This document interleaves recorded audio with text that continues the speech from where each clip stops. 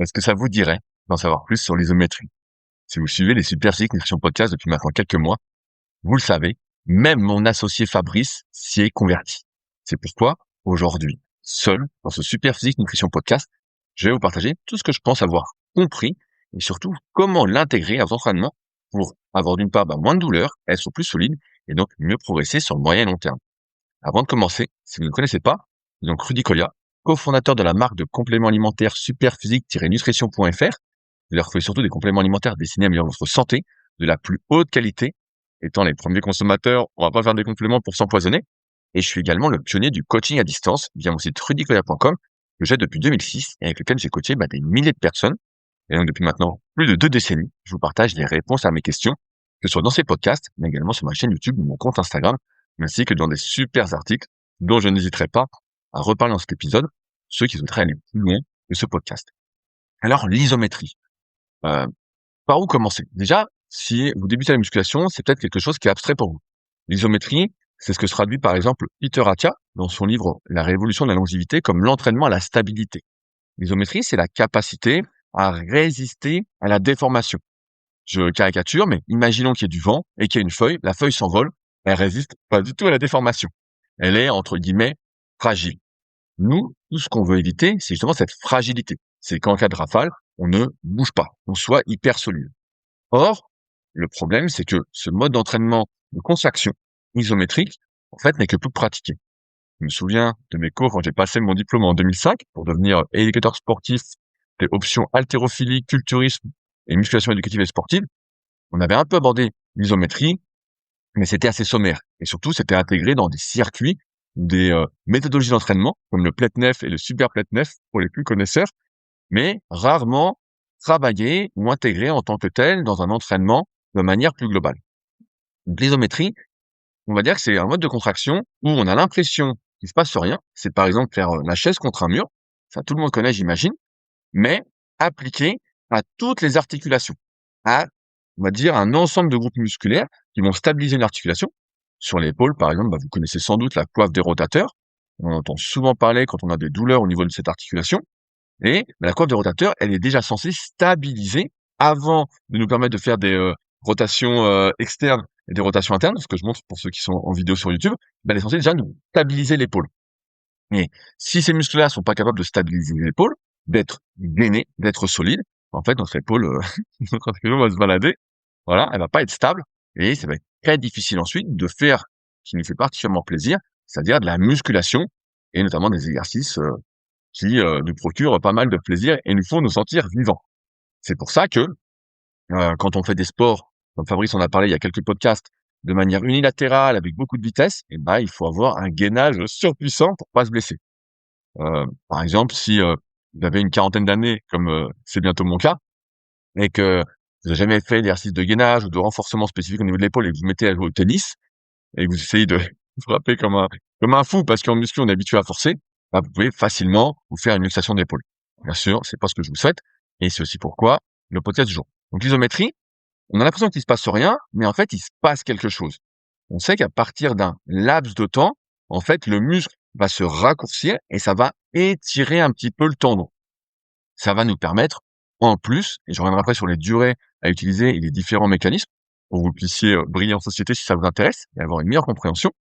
Euh, Ça permet aussi de travailler donc sa force. Si on n'est pas capable de stabiliser, ça sert à rien de vouloir bouger. C'est pour ça que, par exemple, quand on fait un programme, notamment ceux que vous pouvez retrouver sur le site superphysique.org, il y a toujours des exercices de gainage d'un point de vue abdominal.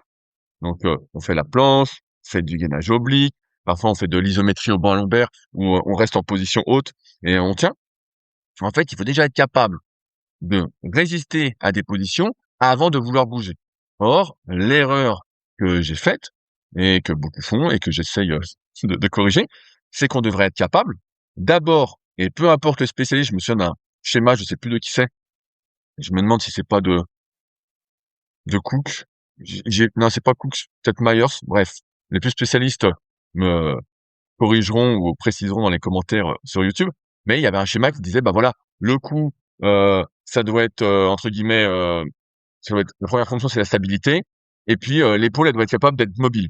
Mais avant de vouloir être mobile, dans tous les cas, il faut être capable de stabiliser. C'est pour ça qu'on dit que quand je m'étire ou je gagne de la souplesse, plus de la souplesse, donc je m'étire et puis je vais être capable d'aller plus loin en termes d'amplitude, mais en fait, ça peut augmenter les risques de blessure parce que je perds en stabilité, parce que mes muscles n'ont pas été entraînés à stabiliser l'articulation dans cette nouvelle amplitude. C'est pourquoi on parle beaucoup de mobilité, qui est le fait de gagner de l'amplitude en contrôle, en utilisant ses muscles, en ayant un contrôle de l'amplitude et non pas d'être juste un pantin. Bon, après, je dis ça, mais pour gagner de la souplesse, ça c'est pas non plus comme ça. Donc, il y a le temps de voir avant de devenir un pantin. Donc là, je peux vous le dire, vu tout ce que je m'étire. Bref, une l'isométrie, c'est cette absence de mouvement visuel où on va tenir une position à une certaine angulation. Cette angulation, elle est importante parce qu'elle va déterminer ce qui est principalement mis en jeu. On sait que, je vous fais pareil pour ceux qui sont sur YouTube, ça va être assez simple à comprendre.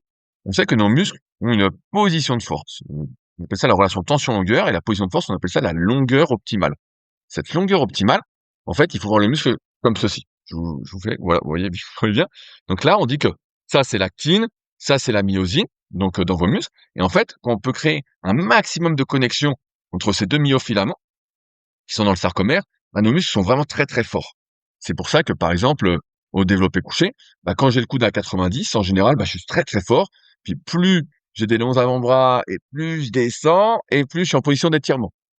Mais je renvoie là-dessus à tout ce que j'ai pu écrire sur la morphoanatomie, et notamment le tome 1 et le tome 2 de la méthode Superphysique, où je vous apprends, bah, pour ceux qui sont intéressés à s'analyser, à voir ce qui est long, ce qui est court, avec des vraies analyses, des vrais gens en photo et en vidéo. Bref, pour ceux qui s'intéressent, ils iront voir. Mais si je me retrouve très étiré, donc voilà, on voit ici avec mes mains que j'ai peu d'actines myosiniques qui peuvent se connecter, en fait, beaucoup de l'attention est répartie sur les tissus conjonctifs. Les tissus conjonctifs, c'est un synonyme du mot tendon. On aime bien dire tissu conjonctif parce qu'en fait, d'un point de vue anatomique, dans nos muscles, il y a plein de couches de tissus conjonctifs. Toutes nos fibres, nos myofibrilles sont séparées par des tissus conjonctifs. Je me souviens, j'avais appris avec les bouquins de physiologie que je lisais quand j'avais 18-20 ans, quand je passais mon diplôme, l'endomysium, le périmysium, l'épimysium pour les plus spécialistes, qui sont différentes couches, plus ou moins en superficie ou en profondeur, qui vont séparer les différents tissus musculaires. Et donc tout ça fait un enchevêtrement, et on dit que tout est un prolongement, et donc c'est la tenségrité. On est un amas de fascia, et bref, il y a plein de documentaires sur le sujet si ça vous intéresse. Ça peut ouvrir l'esprit. Je sais pas exactement où est la stricte vérité, mais en tout cas c'est très intéressant. Je suis pas sûr qu'on arrive à découvrir la vérité un jour. Bref, plus je suis étiré et plus je vais mettre en tension ces tissus conjonctifs. Et plus donc je vais pouvoir les renforcer. C'est l'un des buts de l'isométrie, justement, que de renforcer ces tissus conjonctifs et tendons. Maintenant, d'expérience, encore une fois, pour entraîner des milliers de personnes, et pour être d'abord mon propre cobaye également, je me rends compte que certaines positions qu'on pense assez faciles, en fait, deviennent très, très, très difficiles dès qu'on se met en isométrie, qu'on essaye de résister. Vous allez vous rendre compte, si vous n'avez jamais fait, que rien que de faire la chaise au mur, si vous n'avez pas fait depuis des années, même si vous en faisiez peut-être ça à l'école comme moi, en fait, au début, vous faites 45 secondes, vous dites, ouh là là, c'est pas facile. Ou même le gainage planche, si vous vous souvenez, vous faites 45 secondes, une minute, vous dites, ouh là là, c'est pas si facile que ça, et si je cherche pas à progresser, ça reste tout le temps difficile. Un autre point important sur la position, c'est que quand on fait de l'isométrie, on va prendre de la force. On va prendre de la force dans la position dans laquelle on est, mais également dans la position 15 degrés au-dessus et 15 degrés en dessous. De sorte qu'il peut y avoir un transfert de force. J'y reviendrai un petit peu après, mais rapidement. Si je fais de l'isométrie développé couché, bras à 90 degrés, donc comme ça, et que je résiste ici, soit je tiens la position, soit je pousse en même temps, et on va en reparler juste après. Et je vais gagner de la force coude à 90, mais également coude à 75 degrés ici, et coude à 105 degrés. Et ça c'est important, peut-être qu'on en reparlera un coup, mais sur la mobilité, c'est très très intéressant parce que si je gagne, je disais tout à l'heure, de l'amplitude passive, de la souplesse, mais que je gagne pas de la force, j'ai plus de 15 degrés d'écart entre ma souplesse passive et ma mobilité, ma force active entre guillemets, et ben en fait je suis dans une zone de trou, une zone sans force où je peux pas générer de force, et là ça devient dangereux. Encore une fois, il y a le temps avant de devenir souple, je pense, pour la plupart d'entre nous, étant donné que nos ressources sont limitées et qu'on a déjà pas mal de bagages derrière nous et qu'il faut consacrer du temps pour développer sa souplesse aussi, ça se fait pas comme ça. Bref, un truc à vous. Donc, l'isométrie, c'est vraiment important, cette histoire de solidité. Retenez vraiment, si vous devez retenir une seule chose de ce podcast et de cette vidéo, c'est si je suis pas capable de stabiliser, mais en fait, je m'expose plus facilement à la blessure. Il y a 2 types d'isométrie. Donc, comme je disais, il y a l'isométrie où on va tenir.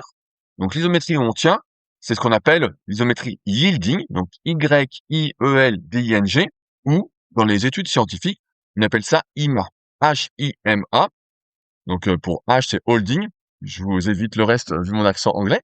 Et il y a l'isométrie overcoming qu'on appelle PIMA pour progressive, où on va générer de la force. Donc la différence, c'est que par exemple, je vais prendre la chaise. La chaise, c'est de l'IMA, l'isométrie IMA. Je vais juste tenir.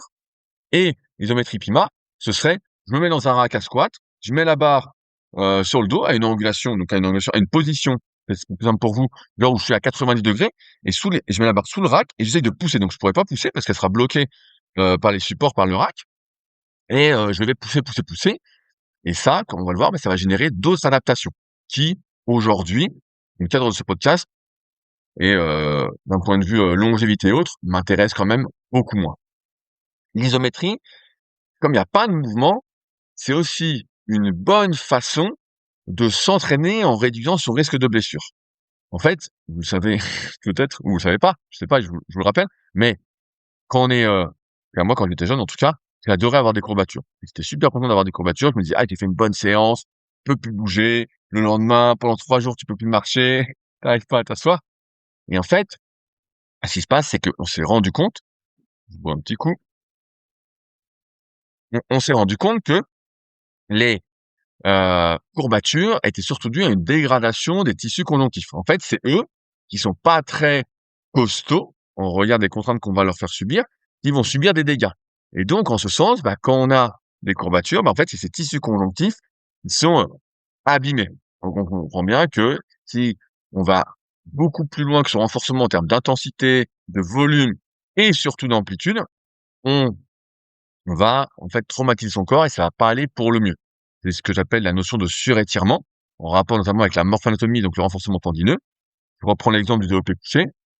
Si vous avez des très longs avant-bras et que ça vous mène les coudes très très loin derrière, il va falloir avoir un renforcement tendineux. Donc ici, avec le coude derrière, être très très fort. J'aime bien dire d'expérience que ce qu'on n'est pas capable de tenir en isométrie pendant 30 à 45 secondes, en règle générale, de manière dynamique, on va faire le mouvement classique, on alterne concentrique, excentrique. Et en fait, si on met beaucoup plus lourd que ce qu'on est capable de tenir en isométrie, forcément, on s'expose à des courbatures et donc une dégradation du tissu conjonctif qui peut pas aller dans cette optique de longévité. Avoir un peu de courbature, oui. Si on recherche les plus grosses courbatures à chaque fois, à mon avis, c'est une erreur avec le recul. Si je pouvais me reparler il y a 15 ou 20 ans, je me dirais surtout réduis l'amplitude ou travaille tes tissus conjonctifs, même s'il y a 20 ans, on pensait qu'on pouvait pas les travailler et qu'en fait, ça ne pouvait aller qu'en se dégradant. À partir de là, heu, il y a différentes durées qui nous intéressent, surtout dans cette optique, de renforcement tendineux et conjonctif. On dit que je crois que vous le savez aussi, notre corps, il est feignant. Notre corps, il va toujours vers le plus de confort, vers, on va dire ce qui est facile pour lui. C'est pour ça que à chaque fois, on parle de sortir de sa zone de confort pour apprendre des nouveautés et c'est un peu ça la longévité aussi. Je reparlerai sur ma chaîne principale Rudy Koya, notamment sur la variété des exercices avec le temps, dans cette optique de longévité et de développer un spectre plus large de mouvements et d'adaptabilité. Parce que finalement, à terme, c'est ça qui nous intéresse, même si pour la prise de muscle, mieux vaut pas trop changer d'exercice et trouver les bons pour soi. Donc il y a 2 concepts qui nous intéressent. Le premier, d'un point de vue de l'isométrie, c'est ce qu'on appelle le stress shielding. Donc S-H-I-E-L-D-I-N-G. Donc ça signifie que notre corps va surtout utiliser les fibres de nos tissus conjonctifs qui sont saines. Il va mettre de côté celles qui sont un peu abîmées. Et je vous le donne en mille, on a tous des fibres abîmées. On n'a pas des tendons, des tissus conjonctifs qui sont parfaits, c'est pas possible. Ou alors vous avez 15 ans et vous êtes en pleine construction et vous avez du bol. Mais avec les années, c'est sûr que non, surtout si vous entraînez pas différentes parties de votre corps. On en parlait avec Fabrice il y a quelques jours hors antenne, où il réussit un exercice qu'il avait pas fait depuis longtemps et puis il se rendait compte qu'il était devenu hyper faible et il se dit: «Merde, j'ai arrêté quelques mois, je suis redevenu faible». Vous le constatez, je pense. c'est qu'avec les années, on perd de plus en plus rapidement on travaille pas. Et comme il y a tellement de choses à travailler, c'est qu'à la fin, que l'entraînement pour la longévité, c'est un entraînement à part entière. Mais comme c'est pas très fun, on essaye, avec Superphysique, de mixer les deux. Et de transmettre les deux. Bref. Donc, Stress Shielding, c'est un mécanisme de protection et le corps va utiliser que ce qui est en bon état ou ce qu'il juge adapté à la situation. Mais nous, ce qui nous intéresse dans le outil de longévité, c'est pas d'utiliser seulement ce qui est en bon état, c'est également de renforcer euh, ou de guérir ce qui est en mauvais état. Pour ce faire, on va faire appel au mécanisme du stress relaxation, français, tout le monde comprend. Euh, et celui-ci, il se déclenche à partir d'une isométrie de 30 à 45 secondes. On dit qu'il faut tenir au moins 30 à 45 secondes pour que, comme je vous disais en introduction, en fait, les tissus conjonctifs, en fait, se retrouvent en position d'étirement parce que le muscle se raccourcit. Donc, comme il se raccourcit, et en fait, il va tirer sur le tendon. Donc, bien sûr, comme je disais tout à l'heure, idéalement, cette isométrie, il faudrait la faire en position d'étirement. Mais la position d'étirement, vous allez voir au début, elle est très difficile. Je vous prends un exemple qui me parle bien. Si vous faites pas d'écarté couché pour les pecs, parce qu'on vous a dit qu'il fallait surtout pas vous étirer, même de manière légère, qu'il fallait surtout adapter ses amplitudes à soi, et pas que ça tire, etc. À un moment, vous avez les épaules vraiment un peu bloquées. Et donc, vous allez vous retrouver, si je vous dis, faites des écartés en isométrie, bras presque tendus, euh, coude sous l'épaule, ça se trouve, vous allez mettre même bras à vide, ça va vous tirer à fond. Vous allez mettre 2 kilos dans chaque main et ça va être, ça va vous tirailler. Mais il n'empêche que ça, c'est hyper important de le faire dans une optique de longévité pour justement ne pas vous retrouver hyper faible si vous allez chercher un truc derrière vous. Et en fait, si vous êtes faible, vous allez vous déchirer. Vous allez faire ce qu'on appelle une lésion apomyonévrotique. Maintenant, on dit ce terme-là, LMA, au niveau du grand pec et des tendons, des tissus connectifs qui sont associés. C'est pour ça que j'en parle régulièrement quand même dans les Super Nutrition Podcast. Il y a beaucoup de personnes qui se déchirent le supraépineux, donc un petit muscle de la coiffe des rotateurs qui est juste ici, qui est abducteur, donc il va lever le bras et c'est à débat, mais pour moi c'est pas trop à débat, vu son insertion sur le croissant, c'est un peu d'anatomie, il est également rotateur externe de l'épaule pour une partie de son faisceau. Si vous ne l'entraînez pas, jamais dans votre vie, vous dites, moi j'aime pas cette musculation, tout ça, il y a plein de personnes autour de la cinquantaine, de la soixantaine, qui en fait font juste ça à vide et ils claquent. Hop là. Hop là, il saute, pardon. Il saute, il se déchire. Et là, c'est un peu la catastrophe parce que c'est le principal muscle qui va vous aider à lever le bras. Et je vois beaucoup de personnes autour de 50-60 ans qui ont mal aux épaules, qui ont du mal à lever le bras. Et puis moi, ils le lèvent. Vous savez, on est le reflet de ses habitudes. Donc après, ça fibrose. Et puis, il faut beaucoup plus d'efforts pour pas que ça arrive. C'est pour ça que, d'un point de vue préventif, c'est très important, mais très important de faire cette isométrie, idéalement en position d'étirement pour mettre plus en tension les tissus conjonctifs. Si vous ne le pouvez pas, parce que vous êtes très faible ou que ça vous tire trop, commencez en position raccourcie. Je donne un exemple. On parle des écartés. Par exemple, si là, c'est pas bon, démarrez ici. Démarrez avec les bras un peu plus devant vous et progressivement, vous allez chercher à gagner en amplitude. Avant de vouloir mettre du poids, il faut chercher à gagner de l'amplitude. Jusqu'où gagner de l'amplitude? On dit qu'on a besoin d'avoir plus d'amplitude que ce que on a besoin au quotidien ou dans les mouvements qu'on veut faire. C'est pour ça que ma philosophie, j'en parlais, je crois, dans un précédent podcast aussi sur la chaîne, en fait, c'est de dire quelle activité tu veux faire, ok, ou tel mouvement en musculation que vous voulez faire, quel renforcement conjonctif il me faut pour pouvoir supporter ces contraintes-là. Parce que vous allez vous rendre compte, malheureusement, avec les années, à moins que vous soyez peut-être beaucoup plus jeune, dans quel cas, vous avez de la chance de tomber sur ce genre de contenu, j'ai envie de dire, aujourd'hui, de pouvoir l'appliquer, vous allez vous rendre compte que, malheureusement, avec les années, on est adapté à pas grand-chose et qu'il est assez facile, en fait, si on s'y prépare pas, de se blesser, sachant que la blessure, elle arrive toujours avec au moins 6 à 8 semaines de retard. À moins que vous ayez un accident, mais c'est 6 à 8 semaines de mauvaises habitudes, d'augmentation drastique du volume, de l'intensité ou de la fréquence, qui surchargent votre corps et qui conduisent à la blessure. Ce qu'on veut, c'est absolument éviter ça. Donc, faut pas hésiter au début je vais parler du choix des exercices après, à commencer l'exercice avec moins d'amplitude, à progresser sur l'amplitude, avant de mettre du poids, de l'amplitude en rapport avec ce que vous souhaitez faire. Évidemment, ça sert à rien de vouloir faire le grand écart si en fait, ça fait pas partie à être très très fort en grand écart, si en fait, vous vous retrouvez jamais dans cette position-là. Un point important aussi, c'est que quand on fait de l'isométrie, ça on n'a jamais fait, jamais étiré, qu'on est particulièrement raide, on va dire avec la musculation, que ça nous a un peu bloqué, vu que la musculation c'est quand même une activité où on va chercher à se gainer justement, à réaliser la déformation. Si on n'est pas d'amplitude, on va être un peu bloqué.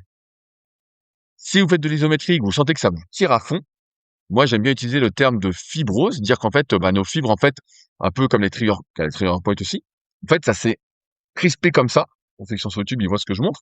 Et donc en fait, c'est important pour moi, en tout cas dans mes recommandations et ce que je peux préconiser, de se masser avant. Le précurseur d'automassage en France, vous le connaissez, c'est Christophe Cariou, qui a un peu d'avance dans sa pratique, forcément sur la mienne, vu que chaque fois que je l'appelle, c'est pour savoir comment ça va se passer, voir où il en est. Mais si vous sentez que vous êtes vraiment tendu, que ça vous tiraille à fond, massez-vous avant. Automassez-vous avant. Euh, Pistolet de massage. Hier, allez, je fais de la pub sympa, mais hier j'étais à Decathlon. J'ai été voir et il y avait des pistolets de massage à 50 balles qui font largement l'affaire. Celui à 100 balles, il tapait plus fort que beaucoup de ceux que j'ai pu tester. Franchement, bref. Après, ça c'est bien pour des massages superficiels. Rien ne vaut évidemment, si vous avez accès à un thérapeute manuel, à un bon ostéo, un bon kiné. Il va appuyer, qui va vous mobiliser en même temps. Voilà. Mais si vous n'avez pas ça à disposition et parce que ça a un certain coût, un pistolet de massage, c'est déjà très bien pour, on va dire, enlever les tiraillements que vous pourriez avoir afin de gagner un peu d'amplitude, afin de pouvoir faire votre isométrie en position d'étirement.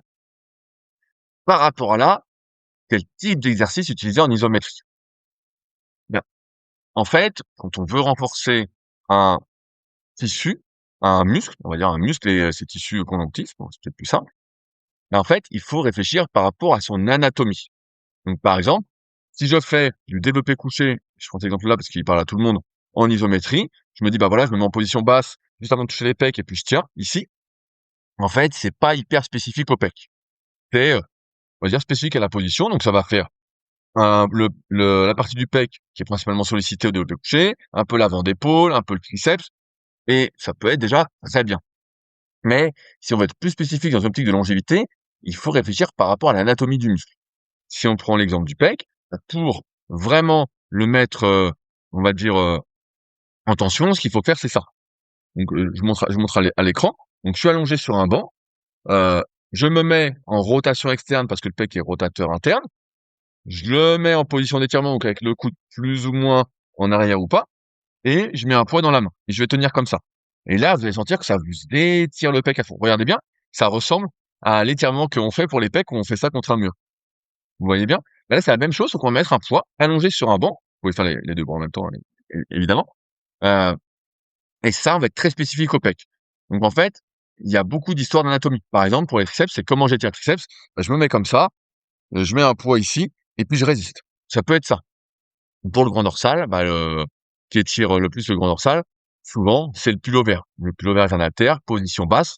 Ça se trouve, vous serez bloqué, ici au début, puis progressivement, vous pourrez aller beaucoup, beaucoup, beaucoup plus loin. Moi, je suis dessus en ce moment, donc j'essaye de gagner aussi. On se rend compte que quand on arrête de faire des exercices qui nous étirent, bah, on perd énormément. C'est un peu le constat qu'on faisait, avec Fabrice, notamment par rapport à l'entraînement, heu, ce qu'on appelle des old-timers et juste la période d'après avec Arnold, Franco, tous les gars des années 70-80, qui faisaient énormément d'exercices, un gros volume d'entraînement et plein d'exercices qui étiraient comme développé nuque, pullover, les écartés à fond, ils se penchaient à fond en avant au rowing. Même si ces techniques étaient pas, on va dire, très sécuritaires, bah, il n'empêche qu'ils faisaient beaucoup d'exercices qui étirent et ça leur permettait d'avoir une certaine mobilité et un certain renforcement. Ce que nous, on a perdu en bonne partie parce que on nous a dit qu'il fallait réduire l'amplitude et surtout pas aller chercher l'amplitude, se renforcer là-dessus. C'était une erreur et encore une fois, d'où le podcast du jour. Donc, on va surtout réfléchir en termes de tissu. Donc, je vais vous donner un exemple. Pour les quadriceps qui renforcent en général le plus, bah, au début, ça va être de la chaise et ensuite, ça va être, par exemple, de faire du reverse nordique. Si vous voyez pas ce que c'est, vous êtes, je vous fais le mouvement et puis ça marche comme ça. Ça marche comme ça. J'essaie de m'y faire avec les mains. Voilà, vous êtes comme ça. Là, vous êtes à genoux. Vous contractez les fesses, donc vous êtes bien droit et vous allez laisser descendre votre buste vers l'arrière comme ça.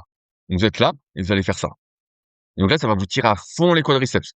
Et une fois que vous êtes à une position qui vous tire un petit peu, bah, vous essayez de résister comme ça, toujours avec les fessiers contractés, et vous allez sentir que, bah, une bonne tension dans vos quadriceps, notamment le droit antérieur. Ça va être un super exercice. Bien sûr, il est très difficile d'approche au début. Moi, j'en suis pas encore là. Mais par exemple, la chaise peut être un excellent exercice autour de 90 degrés pour renforcer vos tendons du genou et vos tissus conjonctifs.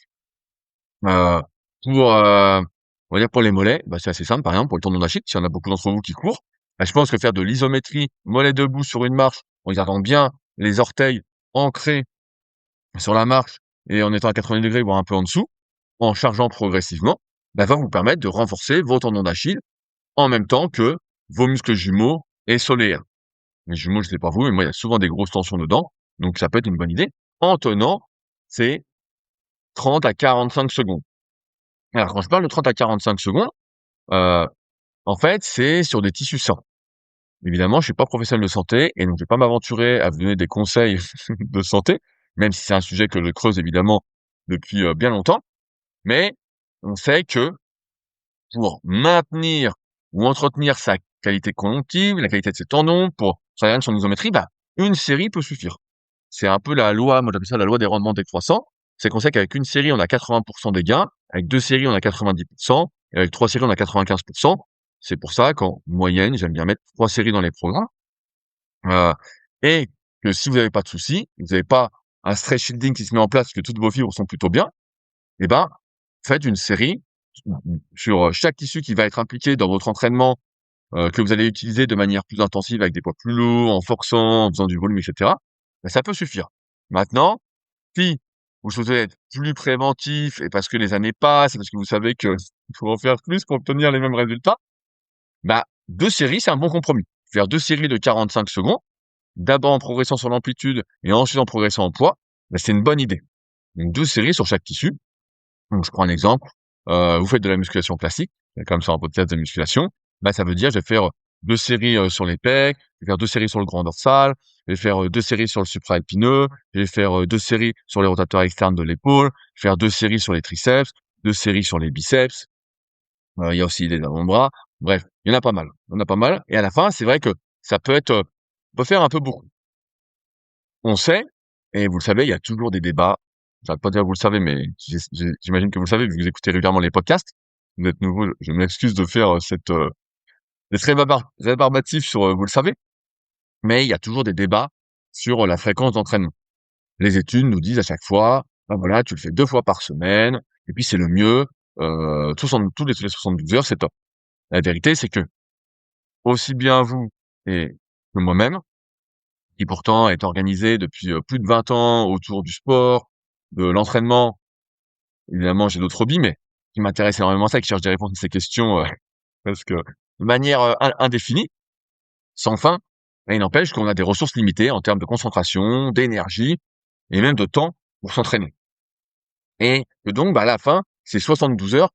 Si on nous dit, bah, tous les 72 heures, tu dois faire un renforcement tendineux conjonctif, travailler tes muscles, travailler ci, travailler ça, etc. On est submergé et on se dit, bah, ça va pas le faire. Donc, et beaucoup d'expérience, encore une fois, quand ils disent, bah, moi, j'ai vu que pour bien progresser, il fallait s'entraîner 6 jours sur 7 et je peux m'entraîner que 3 fois, bah, je commence pas parce que 3 fois, ça sert à rien. C'est pas vrai. Mieux vaut faire que ne pas faire. Vraiment, c'est hyper important. Et de ce que j'ai remarqué, en tant que coach, encore une fois, qu'à côté des milliers de personnes, c'est que faire une fois par semaine amenait déjà des gros progrès. Si aujourd'hui vous n'avez pas de douleur, auquel cas, je vous renvoie vers un motion thérapie expert, Valentin Copin, l'expert français du tournon, mon cher ami qui m'a bien formé sur le sujet, du moins je l'espère, vers qui je renvoie ceux qui ont vraiment des problématiques de douleur X. Euh, il n'empêche que faire une fois par semaine, chaque modalité, donc vos deux séries 45 secondes sur un tissu, va vous permettre de progresser. On est sur la même philosophie qu'habituellement. Mieux vaut en faire moins que trop. Le trop ne sert à rien. Et si vous vous dites, oui, mais en deux fois, je vais progresser plus vite. Encore une fois, ça, c'est un comportement de quelqu'un qui comprend pas que la vie est assez longue et que l'idée, c'est pas d'être bien à 30 ans, mais c'est d'être bien à 40, 50, 60, 70, 80, d'être dans le meilleur état possible. Et donc, finalement, on n'est pas pressé. Si, je dis un exemple, au lieu de faire du supraépineux, donc élévation latérale en isométrie, c'est l'exercice clé en isométrie pour faire le supraépineux, donc ce muscle qui se déchire chez beaucoup de personnes. Si vous mettez 10 ans pour passer de 1 kilo à 6 ou 7 kilos, mais c'est très bien en fait. Je caricature évidemment, mais c'est très bien. Alors que si vous y passez en 3 mois, Bah ok, vous y passez en 3 mois, mais ça change pas grand-chose. En fait, c'est que ça, c'est du court-termiste. L'idée, c'est de pouvoir continuer à le faire parce qu'après, il va falloir continuer à le faire jusqu'à la fin de sa vie pour, entre guillemets, avoir la meilleure durabilité et la meilleure solidité. Parce qu'encore une fois, avant de vouloir bouger, il faut être capable de stabiliser. Il faut être capable de résister, d'être indéformable. Euh, Par rapport à ça, donc 2 séries, 45 secondes sur des tissus, avec une réflexion autour des tissus. Comment je mets ce muscle-là en position d'étirement pour le renforcer au maximum. La place dans la séance. J'ai beaucoup d'élèves à qui j'introduis cette isométrie et un peu à l'instar des exercices pour les abdominaux. Vous le savez aussi bien que moi, quand on met ça en fin de séance, bon, les abdos, on les fera à la maison, quoi. On connaît l'histoire. Et en fait, ce que j'ai remarqué, c'est que quand on fait ça en début de séance, l'isométrie en tout cas, et même les exercices abdominaux, ce que je fais faire de plus en plus, c'est un excellent échauffement. Ce qu'on dit pas, c'est que l'isométrie, c'est ce qui augmente le plus la température corporelle. Il y avait un entraîneur russe dans les années 60 ou 70, j'ai plus son nom, mais vous pouvez le retrouver dans le guide ultime de l'isométrie sur mon site rudykoya.com pour ceux qui voudraient aller plus loin que ce podcast et cette vidéo. Ce sont encore des grands lecteurs et qui veulent vraiment se former à en savoir plus. C'est gratuit, bien évidemment. Elle a remarqué que les athlètes, en sprint en tout cas, ils faisaient chauffer en faisant un petit footing, en faisant des exercices, tout ça.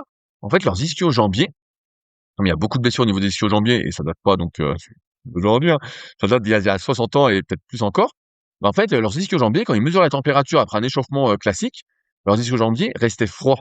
En fait, il n'y avait pas d'augmentation de la température, et on sait que l'un des buts de l'échauffement, pour réduire compensation de blessure, c'est l'augmentation de la température au niveau local. Et donc, il avait commencé à intégrer des exercices en isométrie et en excentrique de manière localisée. Et il s'était rendu compte que c'est ce qui produisait le plus de chaleur au niveau local. Et donc, ça protégeait en partie des douleurs. C'est pour ça que l'échauffement, c'est vraiment pas à négliger, même si vous manquez de temps. Je le dis tout le temps. Si vous manquez de temps, mieux vaut enlever 1 ou 2 exercices de votre séance pour faire votre échauffement, bien vous échauffer, quitte ensuite à en faire moins. Encore une fois, il faut adopter une vision long-termiste. On n'est pas pressé. On n'est pas pressé. Je pense que les années passent pour tout le monde, pour moi aussi. Et donc, c'est important que, entre guillemets, on soit vraiment dans cette mouvance de, on essaye de faire les choses au mieux, quitte à être musclé moins rapidement ou à être plus beau moins rapidement, même si c'est pas une course, toujours plus.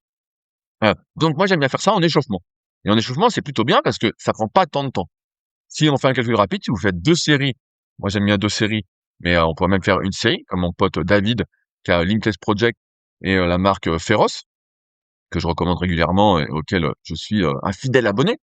On peut même faire qu'une série si on manque de temps. Mais ce que je veux dire, c'est que si vous faites une séance, c'est une connerie pec dos, vraiment en ce moment je fais du pec dos, en fait vous allez faire 2 séries de 45 secondes au pull vert, 2 séries de 45 secondes aux écartés, j'échauffe un peu les triceps parce que je me dis bon, donc 2 séries de 45 secondes, un peu d'élévation latérale, un peu de, je vous montre pour ceux qui sont là, d'isométrie comme ça, pour les rotateurs externes, et j'ai fait 5 exos, et finalement, j'ai fait 5 fois 45 secondes fois 2. Alors, est-ce que je suis bon en maths? 4 fois 45, ça fait 3 minutes, 3 45, ça fait 7 minutes 30. Je l'ai fait sous forme de circuit, prend un peu de temps, ça m'a pris 10 minutes. Et vous allez sentir que vous êtes beaucoup plus solide, et vous allez chercher à progresser petit à petit dessus. Ne vous inquiétez pas si vous tremblez quand vous faites de l'isométrie, c'est normal au début. Comme vous n'êtes pas habitué à contracter vos muscles pendant longtemps et à résister à la déformation, ça fait trembler. Ça fait un peu comme si vous débutiez la musculation, mais ça va vite passer. Si vous tremblez trop et que ça devient dangereux, vous mettez moins lourd, vous réduisez un peu l'amplitude, comme je vous ai précédemment recommandé. Donc vraiment en échauffement, et si vous le faites une fois par semaine, c'est très bien en fait. C'est déjà très très bien. Vraiment, j'insiste là-dessus parce que on a l'impression que quand on lit des experts de la longévité, il faut s'entraîner 12 fois par semaine.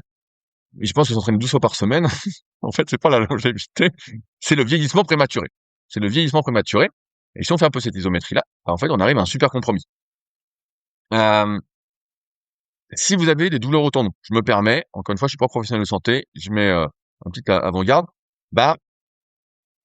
souvent, si on a une tendinopathie, ce qu'on appelle avant une tendinite, c'est parce que, justement, nos tendons sont pas suffisamment forts pour supporter les contraintes qu'on leur fait subir. Je reprends mon exemple. Je fais du développé couché en série de 100 kilos, et puis quand je fais mon exercice pour les pecs comme ça, pour renforcer les tissus de mes pecs, soit comme ça, ou soit en écarté, en allant loin derrière, je me rends compte que je fais ça à 3 kilos, forcément que mes tendons des pecs, donc juste ici, vous le connaissez celui-là, celui-là qu'on connaît bien, pour tous ceux qui ont des longs avant-bras comme moi. Euh, si jamais je vous donne un petit tips, vous pouvez mesurer votre envergure par rapport à votre taille, et bien que ce soit faussé un peu par la longueur des clavicules, et pas tant que ça, parce qu'il n'y a pas tant de différence que ça entre nous. Là, si ça dépasse de plus de 3, 4, 5 centimètres votre taille, c'est que vous avez des longs bras. Après, ce qui nous intéresse, c'est le ratio avant-bras-bras.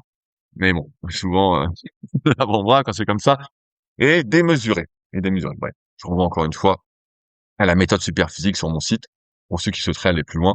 Je mets pas de lien dans la description. Vous connaissez l'histoire. Ceux qui sont intéressés savent comment trouver. Euh, J'en étais où? Ouais, si vous avez mal au tendon, donc souvent c'est qu'il y a une disproportion en termes de renforcement entre ce que vous faites et ce que votre corps peut supporter.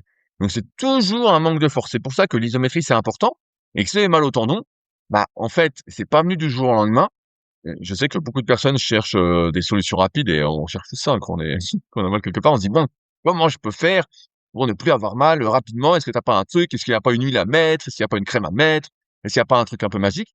Mais en fait vous êtes faible, entre guillemets, depuis longtemps, et ça ne se fait ressentir que maintenant.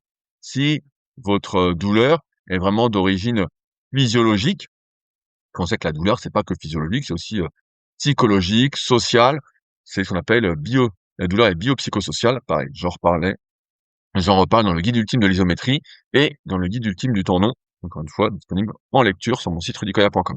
Donc si vous avez mal, bah dites-vous bien que ça va pas partir du jour au lendemain. En fait, il va falloir vous renforcer suffisamment par rapport à ce que vous faites. Et c'est pour ça que il faut peut-être réduire les contraintes, c'est-à-dire mettre moins lourd ou utiliser moins d'amplitude le temps que vous vous renforciez et vous voyez une amplitude. Je sais que c'est frustrant, mais, et moi, je suis confronté, vraiment avec mes genoux, bah, en fait, ça prend du temps. Il faut vraiment prendre son temps. Et à un moment, on sait très bien que quand on fait les choses bien, et ben, on est récompensé. Plus ou moins, mais on est récompensé. Donc ça, c'est hyper important de l'avoir en tête parce qu'après, quand on a une tendinopathie, parce qu'on n'a pas fait tout ce travail en amont de renforcement, d'indéformabilité, etc., bah, en fait, il faut tout reconstruire. Et la reconstruction, bah, elle passe par tout le continuum isométrique, à savoir, OK, de l'isométrie, mais aussi du HSR. Avant ça, il y aurait peut-être de l'excentrique, de l'isométrie oscillatoire et balistique, euh, et après, bah, de la pliométrie, si vous souhaitez aller encore plus loin en termes de force réactive, en termes de restitution, on va dire, de force. C'est pas pour rien que ceux qui font du sprint entre guillemets ont euh, ont des mollets courts en général. On peut le voir, ils ont des mollets très très courts. Ou ceux qui courent ont des mollets très courts en général, ceux qui vont vite en tout cas sur du plat. Parce qu'en fait, ils ont plus de tissu conjonctif, plus de tendons par rapport aux muscles. On voit que le mollet est tout en haut. Et donc le tendon, lui, il est fait pour restituer. Et pour qu'il puisse restituer, il faut déjà qu'il ait une bonne qualité, c'est-à-dire une bonne composition. Il s'acquiert en général par de l'isométrie relativement intense au bout d'un moment et des mouvements plutôt lents. Mais il faut qu'il ait après, une fois qu'il a cette qualité, cette composition en collagène de type 1, jamais, bah, je fais un petit point là-dessus, euh, nos tissus conjonctifs, notamment nos tendons, pour qu'ils soient de bonne qualité, on dit qu'il faut qu'ils soient composés de collagène de type 1. C'est pour ça qu'en bonne partie, sur beaucoup de sites, vous allez retrouver du collagène de type 1 qui est proposé à la vente. Mais le type 1, c'est surtout les tendons. Euh, on sait que par exemple, le type 2, bah, c'est les cartilages. Et type 3, souvent, c'est la peau. C'est la peau, c'est un peu plus mou, vous voyez, normalement c'est un peu mieux. Bah, c'est plus esthétique, on va dire, dans notre conception sociétale. Et bref. Et donc nous, c'est pour ça qu'avec Superphysique Nutrition, donc superphysique-nutrition.fr, c'est le premier lien dans la description, et c'est le premier lien épinglé en commentaire. Et en fait, on a choisi de faire un collagène un peu plus complet avec du collagène de type 1, de type 2, de type 3, pour qu'il y ait une action globale. Après, si on voulait faire que les tendons, bah, on vendrait que du collagène de type 1, mais après, ça multiplie, ça multiplie, ça multiplie. Entre guillemets, bah, des compléments à prendre et bon, je sais pas vous, mais j'en prends déjà une tonne avec Superphysique Nutrition. Donc, on essaye de réduire aussi la voilure. D'autant plus que ça sert à rien de prendre du collagène de type 1 si vous ne mettez pas les bonnes contraintes à votre niveau sur vos tissus conjonctifs, vos tendons, pour que justement ils aient besoin de collagène de type 1 pour, entre guillemets, avoir plus de fibres saines et avoir le stress shielding qui dégage, qui se barre. On saute directement dans le stress relaxation, comme je disais tout à l'heure. Euh, Ça, et donc après, voilà. Euh, Aussi, dans un récent podcast, j'en parlais, euh, l'étirement, Je sais pas si vous faites des étirements, si vous envie de vous étirer ou autre, mais souvent, c'est encore un truc en plus à faire. Et on se dit: «Bon, OK, il faut faire notre isométrie, faut faire notre mobilité si on en manque». Nous, ce qu'on aime, c'est surtout s'entraîner en musculation, faut faire son cardio, notamment de la haute et basse intensité, mais la basse intensité peut suffire. On fait déjà de la musculation dans une optique de longévité.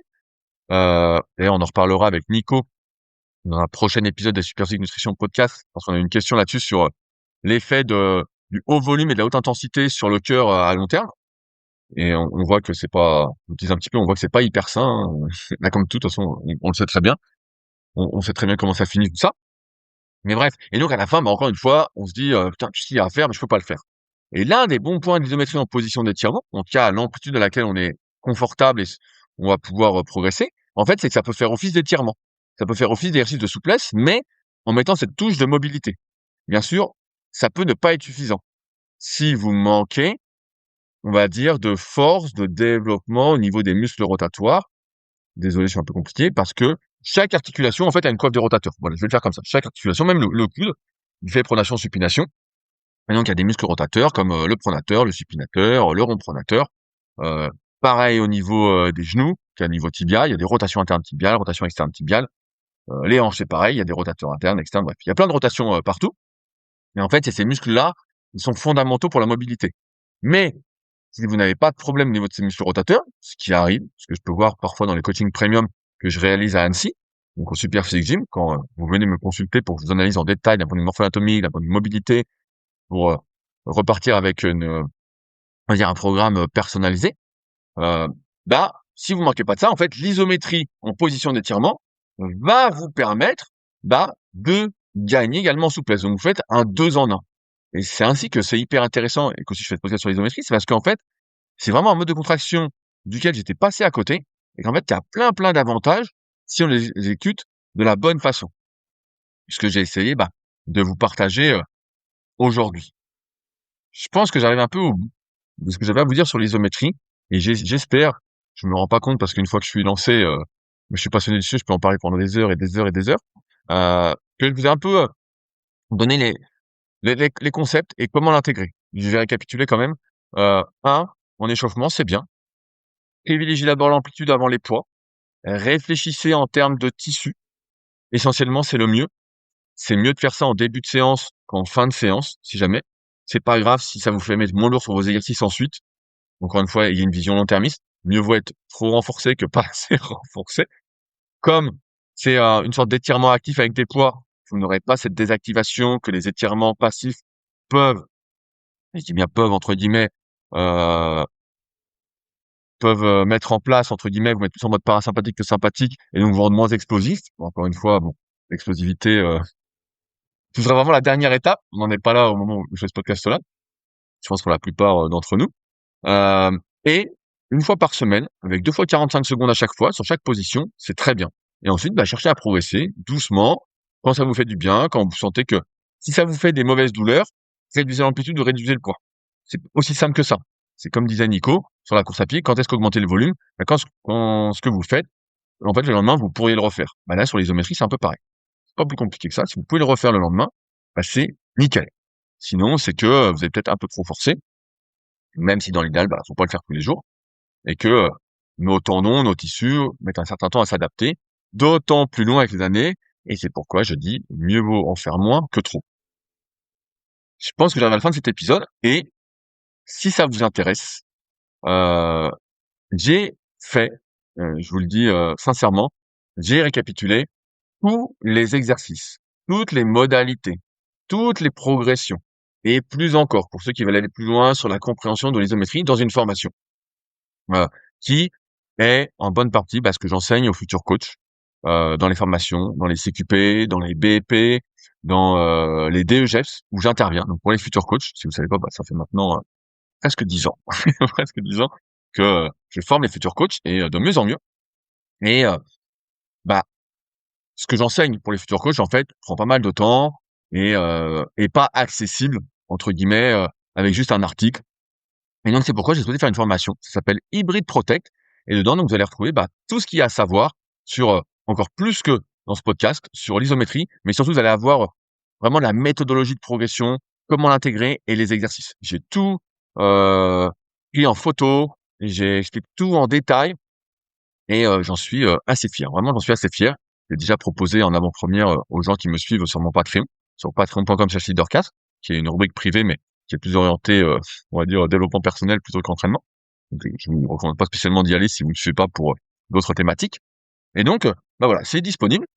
J'ai appelé ça Hybrid Protect parce que j'ai écrit le livre Hybride, comme vous vous en doutez, donc consacré à l'Aerox, et que j'aime bien ce mot hybride aujourd'hui dans cette optique de longévité. Je trouve que ça sonne bien, mais Hybrid Protect, c'est vraiment pour voilà, tous ceux qui sont dans cette optique un peu de longévité et qui veulent intégrer l'isométrie, vous avez peut-être pas les notions d'anatomie, vous avez peut-être pas envie de faire de l'anatomie, donc vous donne directement les bons exercices à faire, que je fais intégrer, que je fais comment progresser, comment les mettre dans vos séances, euh, parce que, encore une fois, avant de vouloir bouger, il faut être capable de stabiliser. Et si vous n'êtes pas capable de mobiliser, en fait, ça va se payer. Ça va se payer. Malheureusement, j'en suis presque sûr. Donc, si ça vous intéresse, c'est en lien dans la description. Donc, c'est un lien qui sera un peu caché dans la description parmi tous les liens. Mais je mettrai Hybrid Protect. Vous avez juste à cliquer. Vous verrez. De toute façon, je suis pas le meilleur des vendeurs. Donc, j'ai juste mis une petite page avec Hybrid Protect. Et voilà, ceux que ça intéresse, comme d'habitude, comme tout ce qu'on fait avec Superphysique, c'est accessible. J'aime bien, entre guillemets, comme vous savez, faire mieux ensemble que seul. Je suis pas là pour l'élite. Je suis là pour tirer, j'ai envie de dire, le niveau moyen vers le haut. On fasse mieux ensemble que seul. Et donc, prix accessible, comme sur superphysique-nutrition.fr, donc notre marque de compléments alimentaires. Donc, si ça vous intéresse, c'est en lien dans la description. Si ça vous intéresse pas, tant pis, c'est pas très grave. Dans ce cas, il y a quelque chose qui existe pour aller plus loin. Et c'est en lien dans la description, en plus de Superphysique Nutrition. Dans tous les cas, j'espère vous avoir éclairé, vous avoir donné les bons concepts sur l'isométrie. Si vous avez des questions par rapport à tout ce que j'ai dit, je me ferai un plaisir de vous répondre dans la partie commentaire ou dans un prochain épisode. Si vous écrivez directement sur YouTube dans la partie commentaire, pensez à vous abonner à la chaîne. Ça fait toujours plaisir d'avoir plus de monde. Hein. Vous savez, on est dans un monde de chiffres, de data. Dans ce cas, n'hésitez pas. Et pareil pour les petits likes, tout ça. Je suis toujours preneur. Et si vous êtes sur une application de podcast, 5 étoiles sur 5, allez-y. Ça, ça fait plaisir pour l'ego, même si je sais pas si ça sert à grand chose, vu que ça fait 20 ans qu'on partage avec Superphysique et avant avec Smart Weight Training et avant encore une fois avec Smart Bodybuilding concernant Fabrice, les réponses à nos questions et qu'on essaye de faire mieux ensemble que seul. Allez, je vous laisse là-dessus en espérant vous avoir donné de précieuses informations pour durer. Allez, sur ce, on se retrouve bientôt pour un nouvel épisode. Bon entraînement à tous.